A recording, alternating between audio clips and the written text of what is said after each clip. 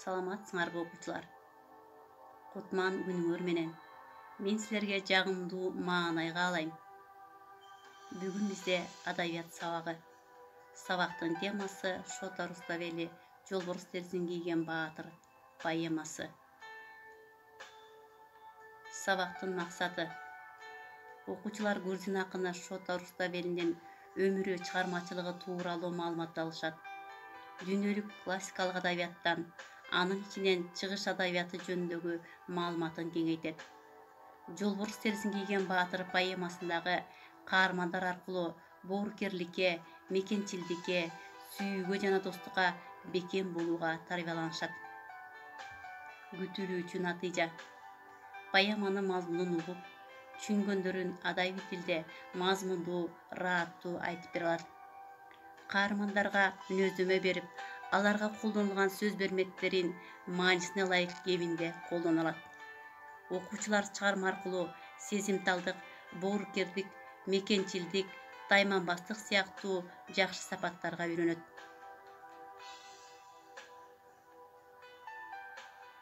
Окуучулар, бул сүрөттө көрүп турганыңар грузин акыны Шота Руставели. Жолборс терисин кийген баатыр грузин элинин сүйүктүү поэмасы. Бул поэма ал элдин классикалык маданиятынын эң жогоркусу болуу менен бирге дүйнөлүк адабияттын эң үлгүлүү чыгармаларынан болуп саналат. Поэманын автору улуу акын Шота Руставели 12-13 кылымдын аралыгында жашап өткөн жана ушул эмгегин жазып калтырган. Бул доор эски Грузиянын мамлекеттик, экономикалык жана маданият турмушунун гүлдөп турган доору болгон. Руставелинин чыгармаларынан биздин күнгө келип жеткени бирөө гана. Ал Жолборс терисин кийген баатыр поэмасы.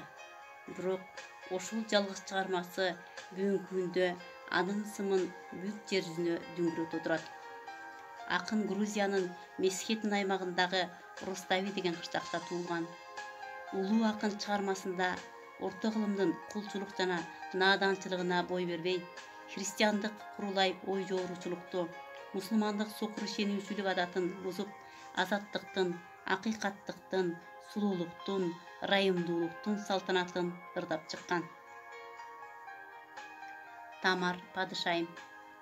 Жолборс терисин кийген баатыр поэмасы аркылуу өлбөс, өчпөс болуп калган Шота Руставели Тамар падышайымдын казына башчысы же азыркыча айтканда финанс министри болуп турган.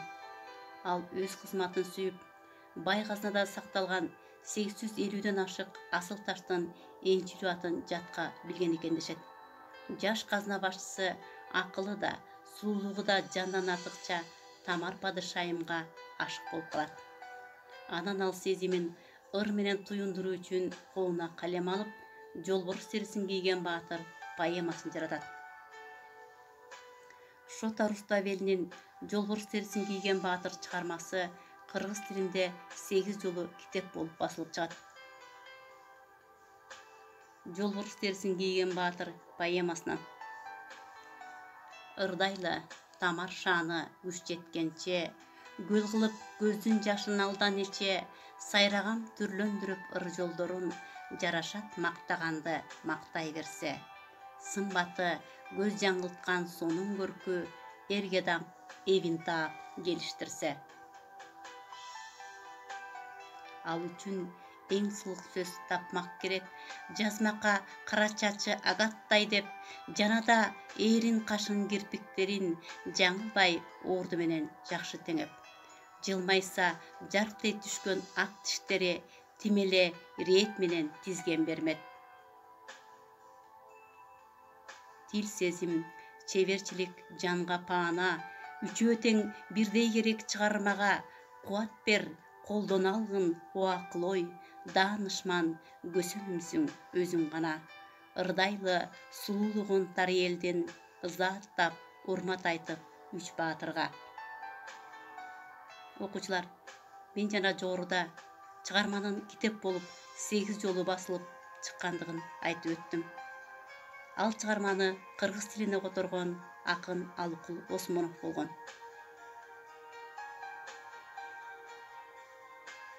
Чыгарманын кыргызча котормосу акын Алкул Осмонов тарабынан 1939 жылы иштелип чыгып, 1940 жылы жарык көргөн. Акын бул поэманы өзү айткандай эркин которгон. Поэма эркин которулгандыгына карабай, маанисин бузбай сактаган. Ал өзүнүн Шотага деген ырында устат акынына төмөндөгүдөй кайрылат. Шотова чын достуктун эң кымбаты. Эр үчүн керек жерде ак кызматы. Жөнөй бер, дагы сонун жерге алып барат. Ал дагы мен берген ак кыргыз аты. Таарынба, билигимдин көрдүң азын. Сынагын кандай экен ичин ачкын.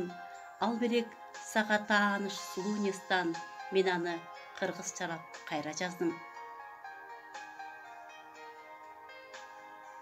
Тариэл, сен көргөндөй баа жетпес эр. Автандил, жүзү жылуу акылман шер.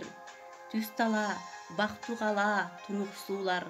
Баары бар, кинатин кыз үн салган жер. Баягы кара үңкүрдө күткөн асмат. Батмажан, виногомас күлгөн шат-шат. Айтылды өз түрүндөй Фридондос. Не сулуу айлуу түндөр күмүштөй ак. Шота Руставелинин Жолборс терисин кийген баатыр поэмасында бир караганда сүйүү жөнүндө гана айтылып, сүйүү идеясы гана таңазаланып жаткандай туйлат. Чынында андай эмес. Чыгармада автор махабатты башкы тема кылып алуу менен өзүнүн ата мекен болгон сүйүүсүн, элдердин достугун, адамдардын ортосундагы достук мамилелери жөнүндөгү жекече оюн, түшүнүгүн, кыялын, аруу тилегин бир канча өлкөлөрдүн өкүлдөрүнүн мисалында чагылдырууну көздөгөн. Поэманын каармандары Тариэл, Автандил, Нурадин Фридон ар улуттан кошулган бир туугандай болгон достор. Алар ар улуттан тургандыгына карабастан достчулуктун туусун бийик көтөрүп алып жүргөн азаматтар. Бири-бири үчүн жанын кыйбай турган чыныгы жолдоштор. Акын аялдар менен эркектерди бирдей тең укукта болушун эңсеген, ошон үчүн күрөшкөн.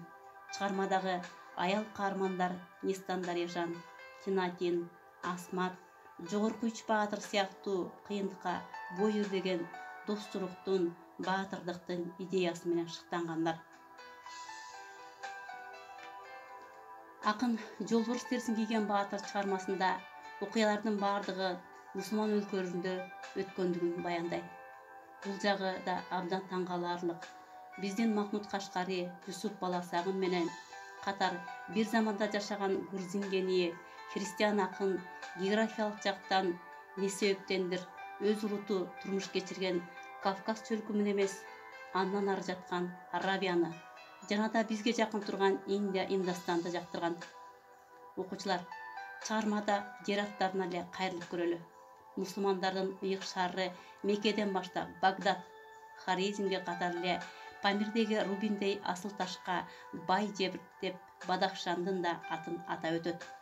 Мындан тышкары кыргыз тилине байыртадан жатык майдан, кервен-сарай, коржуун жана башка сөздөр пайдаланылат. Бул чыгарманын негизинде Нестан Дарежан аттуу оонду жар алып, бүгүнкү күндө аны Исрадин Аманбаев, Аскат Мусабеков тарабынан аткарылып келет. Окуучулар, жогоруда чыгарма жөнүндө азын-оолак маалыматтарды алдык. Бирок муну менен эле токтолуп калбай, силер чыгарманын өзүн окуп чыгууну сунуш кылаар элем. Демек балдар, бүгүнкү сабагыбызда грузин акыны Шота Руставелинин чыгармачылыгы жана Жолборс терисин кийген баатыр чыгармасы менен тааныштык. Алган билимдерибизди бушуктоо үчүн төмөндөгүдөй суроолорго берем. Шота Руставели ким жана кайсы кылымдарда жашаган? Чыгарманын жазылышы, кыргызчаланышы тууралуу эмнелерди айта аласың? Чыгармадагы башкы теманы атап көрсөт. Үйгө тапшырма, чыгармадан үзүндү жаттоо. Саламатта калгыла балдар. Көңүл бурганыңар үчүн рахмат.